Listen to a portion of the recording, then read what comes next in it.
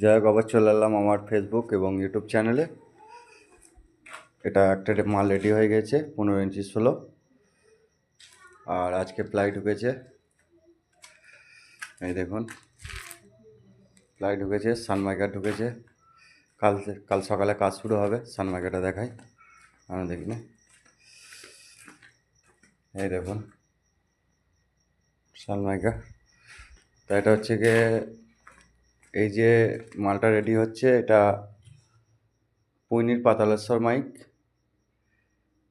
এটা রেডি। এটা সানমাইকা মারলেই হয়ে যাবে, সানমাইকা চ্যানেল। আর এটা হচ্ছে গিয়ে সিলিন্ডার ধর্মরাজ সাউন্ড, কাজ চলবে 15 ইঞ্চি।